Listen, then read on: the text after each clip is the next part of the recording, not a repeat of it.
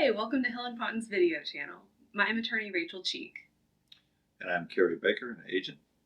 And today we're going to be talking about SMC-T, which is special monthly compensation specifically for veterans with traumatic brain injury.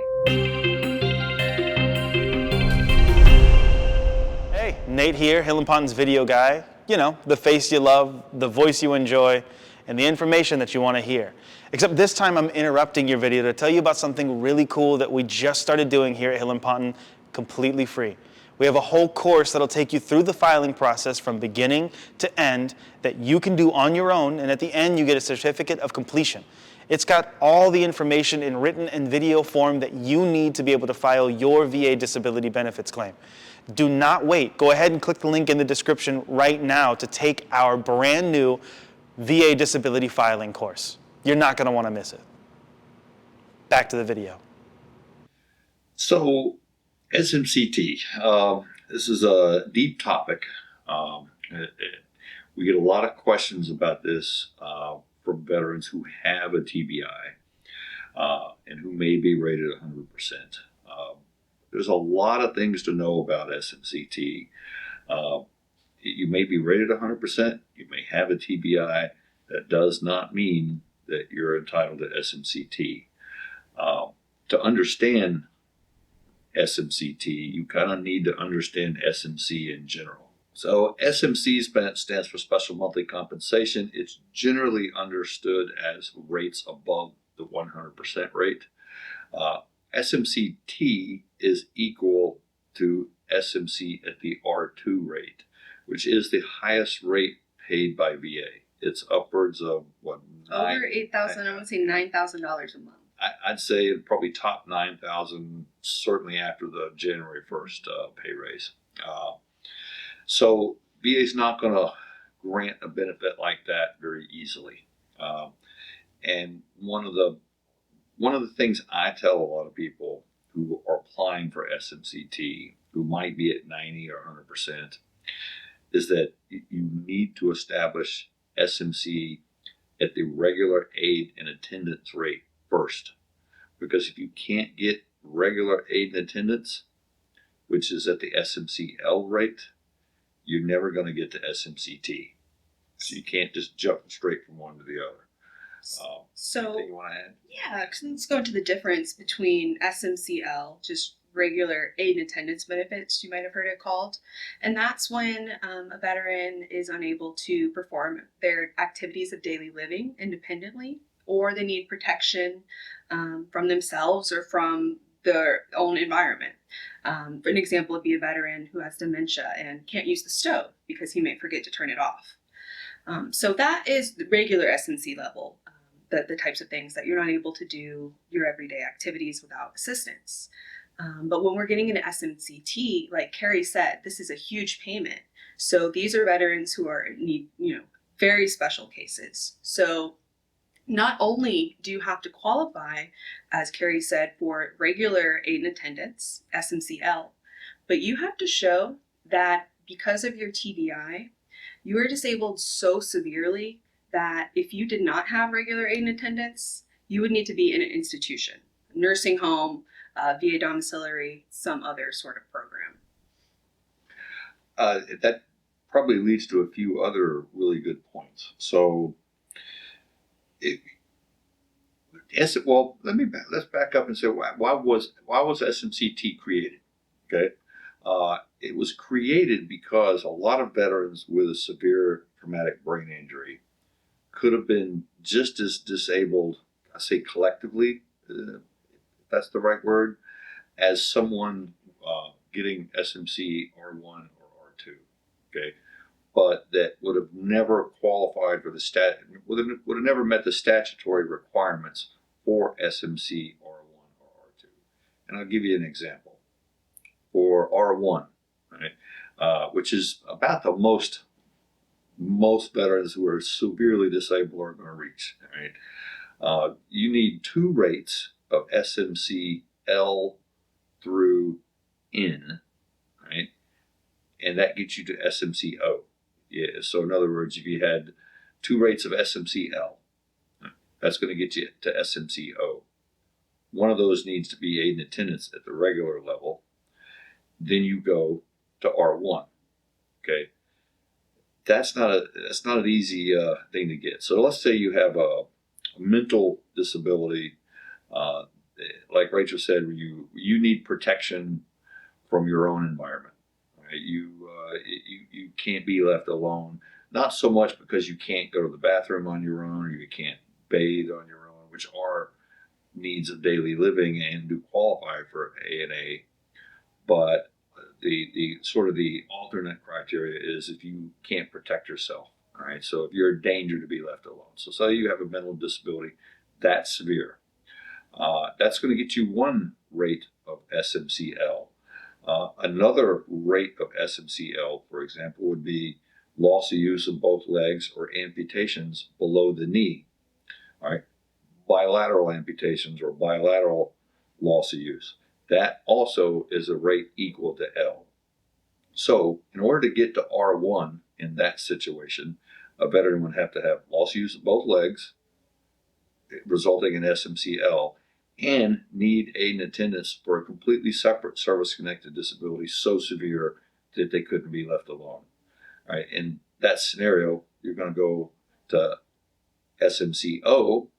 If you're at SMCO and you need ANA, the rule is you go straight to R1.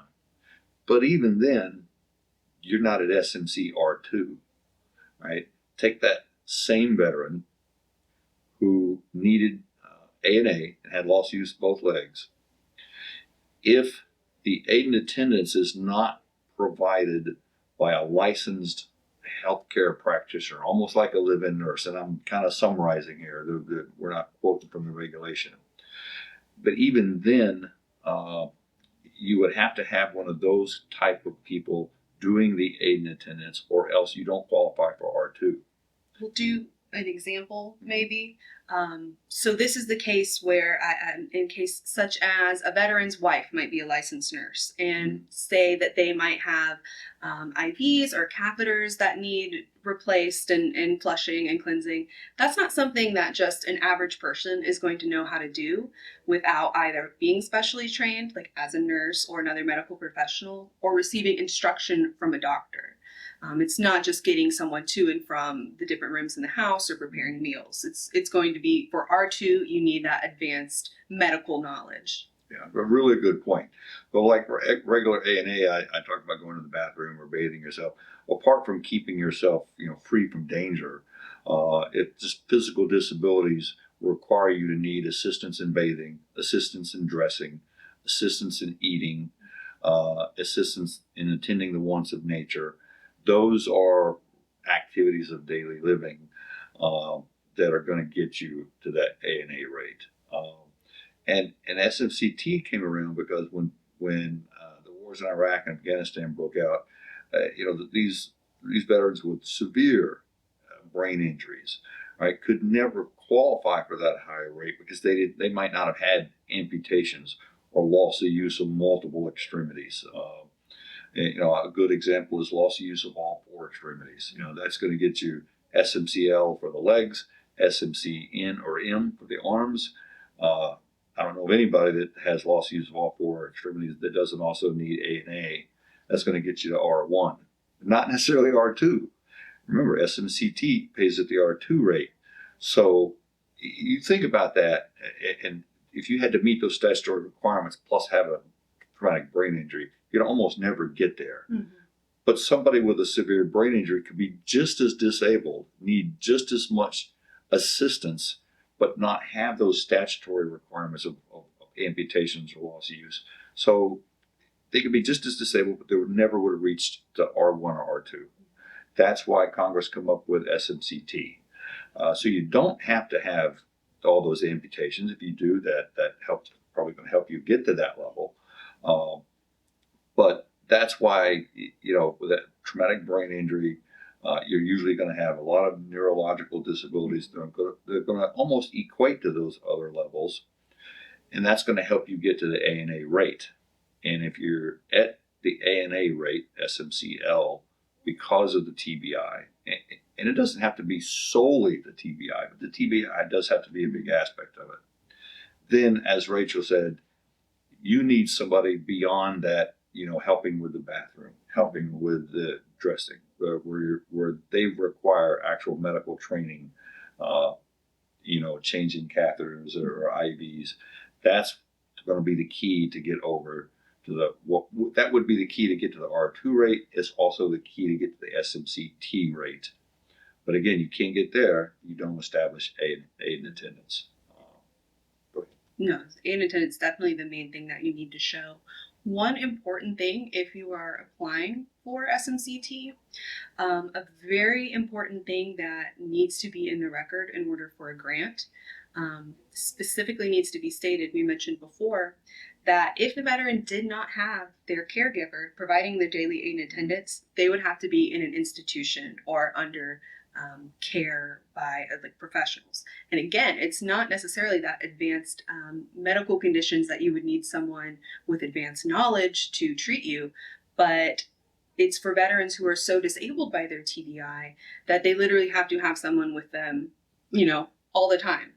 Not necessarily to attend to medical needs, but just to make sure that they're safe, to make sure that they're getting taken care of properly. So it's a really big benefit because these are for veterans who and their families who are extremely in need. It's extremely labor intensive and mentally taxing to be part of a family member or part of a unit when you're dealing with someone with SMC-T. So this is one way that VA tries to lessen that burden a little bit. It is pretty hard to prove, as you might imagine, but that is the purpose of the benefit. And you mentioned something that's a good step to get there, and that's the caregiver benefit. Mm-hmm. If you're a veteran and you need, especially if you need regular aid and attendance, you should apply for the caregiver benefit. If your wife has to take care of you, your parents have to take care of you, or some other person, it doesn't always have to be a spouse or a relative to be a caregiver. But if you are entitled to the caregiver benefit through VHA, that caregiver is going to get whatever medical training they need from VHA. They're going to be supervised by healthcare professionals, and that's going to help you.